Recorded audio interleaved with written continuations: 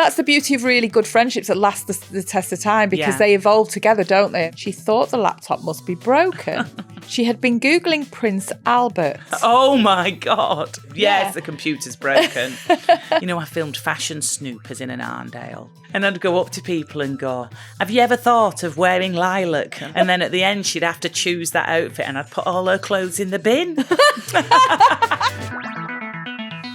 Hello, Claire Hamilton. Hello, Sara Clare. Hello, lovely, lovely people. This is Teen Commandments, Your Turn, the show where we try to make sense of the often confusing brains of our teenagers. It's me, Sarah Cox, her off of the radio, and it's Claire Hamilton, my bestest friend in the whole world. Just saying this in case people have joined us for the first time. Yeah. If you have, there's so much to catch up on. It'll be wherever you find your podcast. There's loads. So welcome. Claire is my bestest friend always and hairdresser, but ideally we'll be hanging up her scissors at some point. I'm not going to hang them up. I'm going to throw them. Don't say where you're going to throw them or who at. We should get them framed. We could have them, give them away as a prize, maybe. So every week we have 2 episodes. Main episode on a Monday. Wednesday is your turn.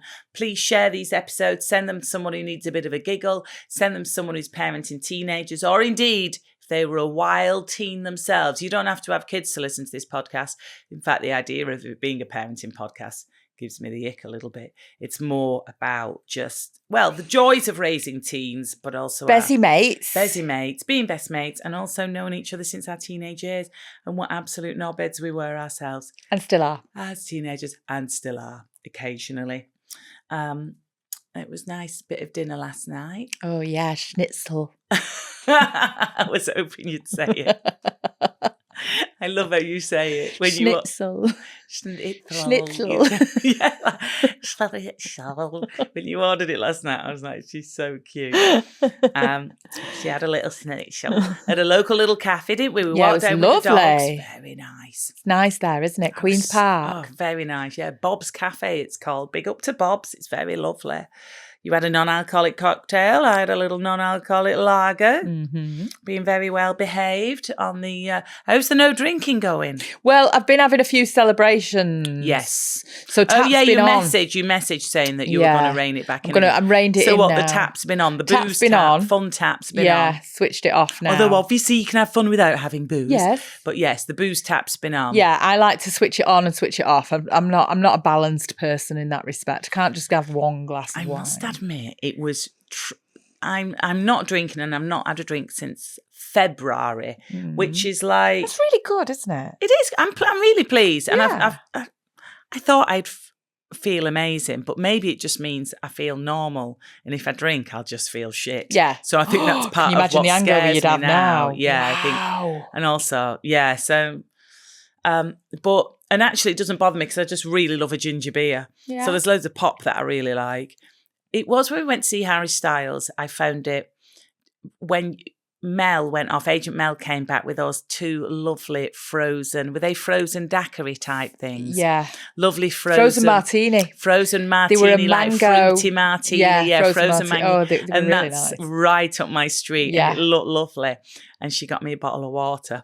And that's partly my fault because I just didn't really reel off like a list of fizzy drinks that I would have had instead. But when you're on the water and someone, especially when it's frozen, so it looks like a slushy basically, which I used to love. That was a moment of like, oh, I'm a bit gel. That looks. You could have really had nice. some. I know, but I didn't want to, did I? I would have had a non-booze one. Would you not even have a sip? Nah, I'm not bothered. Right, fair enough. Why was I wanging on about that? I'm so sorry. No, not at all. No, I mean, why am I wanging on about it now? Oh, because I was saying about my booze. Yeah. We actually said last night, didn't we? Like, it actually absolutely doesn't matter if one of us has a drink and one of us doesn't. No. It's not a thing. I don't think about it. No. And also, like, I feel like back in the day, our friendship, it wasn't based on boozing. It was based on boozy. hanging out, but it was very boozy, wasn't it? Whereas now it's just completely changed anyway. Well, that's the beauty of really good friendships that last the test of time, because they evolve together, don't they? I mean, there's no way. Imagine one of us tried to drink what we used to drink back then. It'd just be, you can't, if you stay in that kind of way of life, and that it's kind of, you just can't. I couldn't do that. I couldn't live like that now. It just wouldn't last long, I don't think. No. You'd just be ill. No. But yeah, so it was nice. Went out, had a little bit of tea, didn't we? And it was lovely. On with the pod. Claire, question of the week this week. We asked you a few months ago who your teenage crushes were, but now... And Jason Donovan did very well, Oh, I he seem did. to remember. Yes, he did. Who was the other Martin one? Arquette. Yeah, George Lovely. Michael was in there, wasn't he? Yeah, loads of... Tom Cruise. Obs. Where is he? Of course, yes. Tom, who's behind us. If you watch us, by the way, you can find us on YouTube. See Tom behind me. And if you watch us, Tom, please, email in. Please. Still massive fans. Please get in touch. Yes. He probably does. I think so. And we've got Yaz behind Claire. Yes. And equally, if you listen, Yaz, get in touch, please, because Claire loves you. Yeah, we can do lunch. So that was the sort of regular... Don't go off with Yaz. I saw that then. Just a lunch. You did a little look to camera like, call me Yaz. Call me Deets, yeah. Many lovely regular crushes came in that you would expect. Yes. But the unusual ones, now we want unusual. What are we dealing with, Claire? So Gary, the rabbit in the Cadbury's ad. Yeah. She was hot. Oh, yeah. I think so, yeah. Hey. Yeah. Hey, Mr. Oh, yeah, she's Squirrel, very... Yeah, she was, wasn't she? Yeah. Yeah, very Who nice. voiced that? I've got a feeling it was Joanna Lumley. Oh, I don't know. Let's have a look. We've got a team of 35 people, a crack team just working away behind the scenes. It's not, there's just a nice lady I can see. Oh, shit!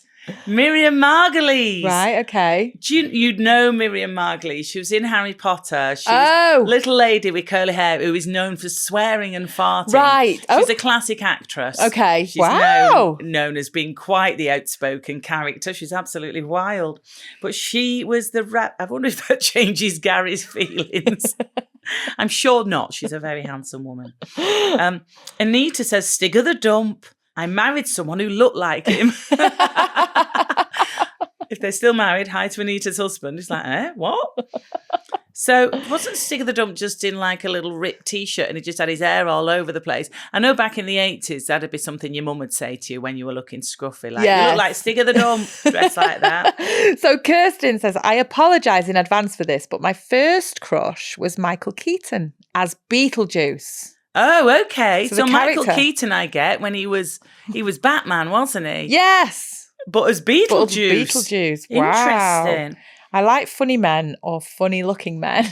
Again, I love the idea of them listening now with their partners and us reading that out and them going, what do you mean you like funny looking? Am I funny looking? Kirsten, thank you very much. Okay, here we go with the emails. We'll start off with Michelle. Hi, Sarah and Claire. Hi, Michelle.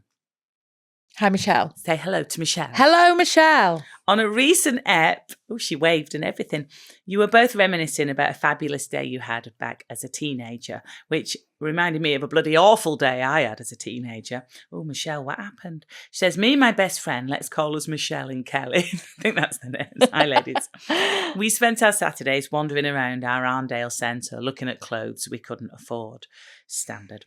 Over the weeks, we noticed a couple of lads that we really fancied doing the same thing, and we wondered how we could make contact with them. So after racking our brains, one Saturday we plucked up the nerve to hand over a handwritten note telling them our names, one of our phone numbers, and asked whether they'd like to meet up. Excitingly, that evening, the phone rang. And it was Paul and Martin. Together. Together. On the landline. Yes, the lads calling. It was Paul and Martin. Whoop, whoop. So my mate Kelly was chatting away with them. And then after a while said to me, do you want to have a chat? I nervously but excitedly started making small talk with the lads. And everything seemed to be going swimmingly.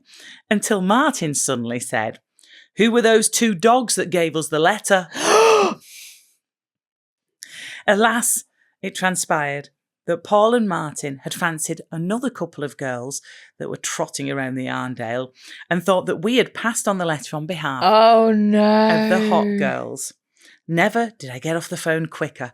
Absolutely mortifying. That is so horrible. Oh, that's awful. Also, it takes you right back, the use of the word dog, doesn't it? Yeah, that was such a horrible word, wasn't it? She's right, dog. Yeah. Oh. In weeks to come, we tried to be inconspicuous in our Saturday Arndale hangout, and we did see Paul and Martin flirting with the two girls who I think we were mistaken for as the hot girls. We knew it was time to set our sights on new Arndale hunks. Absolutely. I love the end of that. It's so positive. We'll find some other Arndale hunks. Kick them to the curb. I wonder if there still are Arndale hunks. I might have to go and have a little look. I mean, that thing, what now? Yeah. Sure. No, there won't be. Oh. I always find Arndales a bit depressing now. Okay. You know, I filmed Fashion Snoopers in an Arndale. Right, did you? Many, many years ago. It was an insert into Vanessa Feltz's morning show. It was when I was about 22. It's when you could smoke in Arndales as well. And I'd be just having a ciggy off camera. And I'd go up to people and go, in like a Birmingham shopping centre and go, you know, madam, all on camera, have you ever thought of wearing lilac? And I'd take this poor woman into like this cobbled together changing room and TV set where I'd put her in a terrible lilac outfit. And then at the end, she'd have to choose that outfit and I'd put all her clothes in the bin.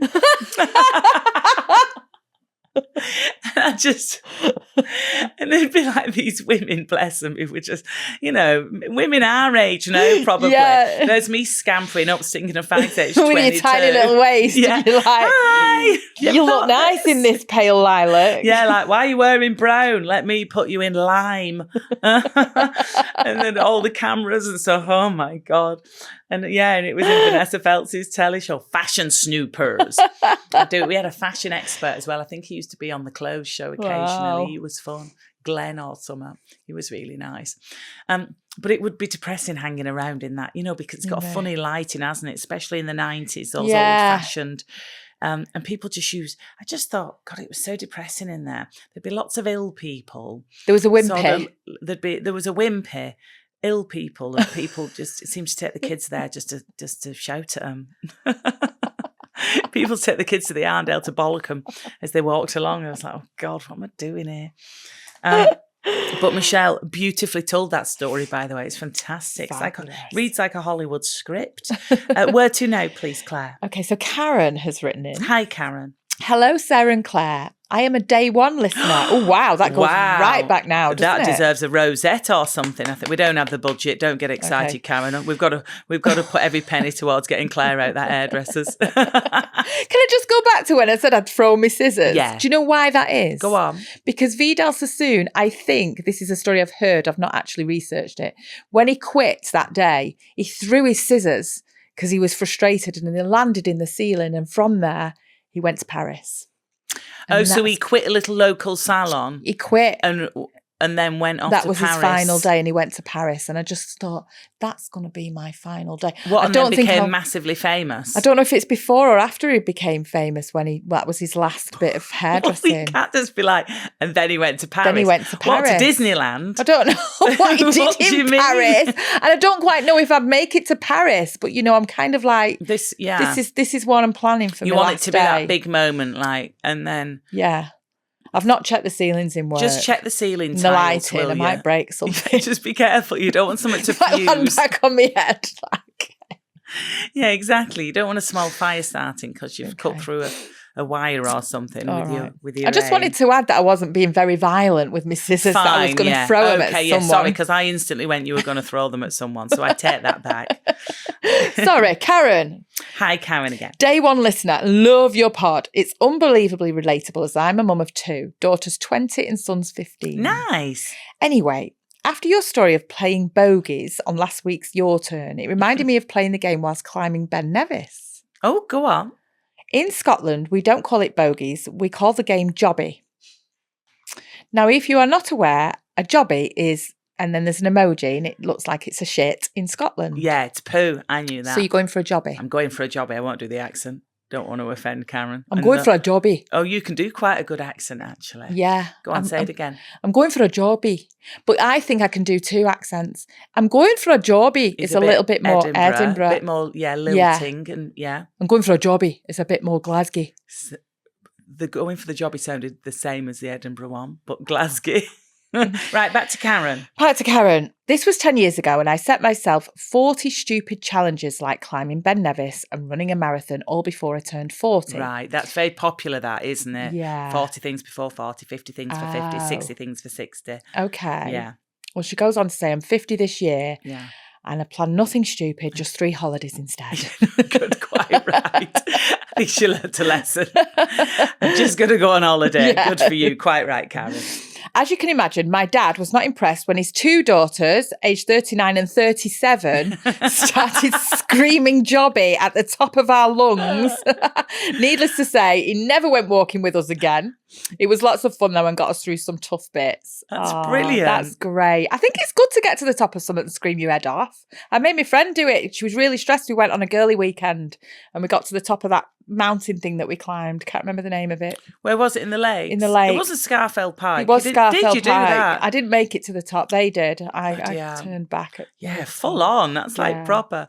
And when did she scream when she got to the top? Got to the top. Oh. She marched on ahead to go and do it. She was one of the first to get there and been having a few problems at home and did the full C-bomb from the top of the mountain. She felt so good after. Imagine a group of 70-year-old ramblers. 50-year-old woman. Was that a kestrel? What was it? Sounded like. Karen, thank you very much. Great. Lovely story. Oh, also love the idea of the dad just being like, girls, will you behave? While they're like, jobby. Hi, ladies. I've got a story that my husband reminded me of the other day. We have been together since we were teenagers. Cute. Nice. Have you been with your other half and you're married to them and you've been together since teenagers? I'd love to know. hello@teencommandments.co.uk. It's cute, that, isn't it? Yeah, it's really nice. Or do people sort of often get together as teens, have a mini break for uni and early 20s and then circle back around again? But all of that's cute, isn't it? Yeah. Childhood sweethearts, all of that. How lovely. So she says, we've been together since we were teenagers and I remember the day my mum allowed us to be upstairs in my bedroom alone. Where, hey, I thought, opportunities to get down and dirty. On one occasion, there I was bopping away on top of my boyfriend. Although fortunately fully clothed, little flared skirts were quite handy back in the day. Yeah. I had a flash. I was like, oh yeah. When my mum comes into my room, excitedly announcing, look out the window, there's a hot air balloon going past. There was indeed a hot air balloon floating by, but she was absolutely giving us a heads up that she knew exactly what we were doing as I carefully edged off my boyfriend's lap. I mean, if you were the mum, you'd have to make your way to the window and keep looking out of the window until you were pretty sure your daughter had fully dismounted and he'd adjusted his clothing, wouldn't you? Yes. Because you'd think there'd be that ba-doing moment. Like, what the hell? However, in years to come, there was quite a turnaround. This is why it's anonymous as well. My boyfriend and I turned out to be a husband. We'd been at the pub, and when we arrived back home, we entered through the back door, which we always did. We made our way through the kitchen into the lounge and saw Mum in a very odd position. She was in front of the sofa, on her knees on the floor, with her head between Dad's thighs. Wow. Daddy's getting a blowy. Thankfully, I managed to avert my eyes in enough time to avoid seeing my dad's bits and bobs. My mum's head shot up in horror. She started hissing at my dad that we'd come home. I really wanted to shout to Mum, that's karma for you. I mean, can you imagine? But decided this was a situation to be blocked from memory and never brought up again. Well, until now. Love you, ladies. You're the best. Your show makes me giggle for the rest of the day. Unsurprisingly, that's from Anonymous. I love it. Oh, God. Horrible. You just don't ever want to see that, and you don't ever want to get caught, do you? You don't want to ever be on either side of that equation. No. I'd rather be on the former, though, if I'm really honest. As a mum, you'd rather catch your kids doing it than you get caught. Yeah, definitely. Yeah, I think I know what you mean. That's the natural order of things, isn't it, really? I know my daughter would accuse me of traumatising her forever. Oh, God, yeah. That's why we've got a lock on the door. We've got a lock on the door and probably a queue of pets waiting outside the door because they're always on the bed. We always chuck the animals out.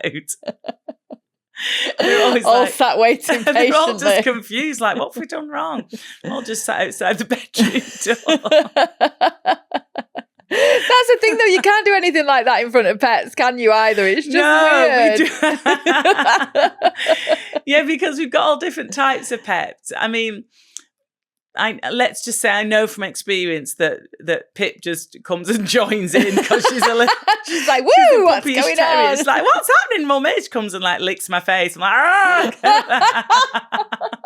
get all the pets out. If there's a very old cat somewhere else in the room on a chair or whatever. But you could turn around and they don't look away, cats, do they? You know what? Like full on eye contact. They just sit watching. It is hilarious, to be fair, when you catch you. What the hell?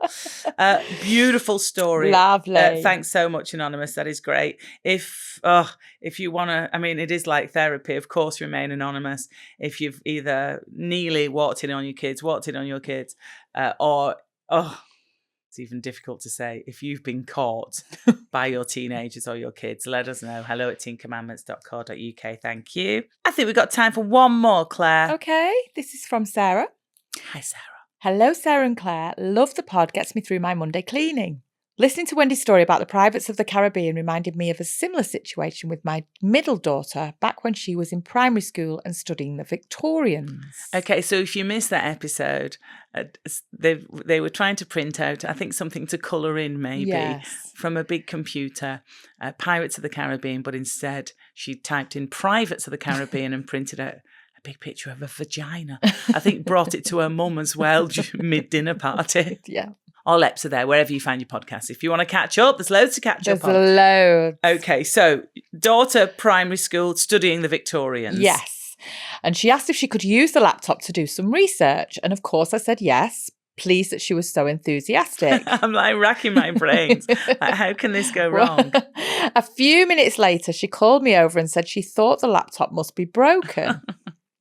She had been Googling Prince Albert. Oh my God. Husband of Queen Victoria. Imagine my horror when we looked at the images. Also, no parental controls back then. Oh dear, I said, yes, there must be something wrong with the laptop. I like how just laptop gets like completely blamed. Yes, the computer's broken. Printing out pictures. If you don't know what a Prince Albert is, you'll have to Google it. Just don't do it on a works computer would be my top tip. I'm sure we all know Sarah. The amount of people that are now Googling Prince Albert, so? Yeah. I reckon everyone must know. Do you think? I don't know. Do you know? Not really. I'm just going along with this. I love you. Google it. I'll Google it. Let's have I'm a doing coffee it now. And you can Google it. Well, Claire Googles Prince Albert. Thank you very much for listening to Teen Commandments. We love doing this show. Please spread the word, share the love, share the episodes, and we will see you next time. Any stories, hello@teencommandments.co.uk. We'll see you Monday for our main episode. And until then, love you, Claire. Bye. Love you. Oh, she's still Googling.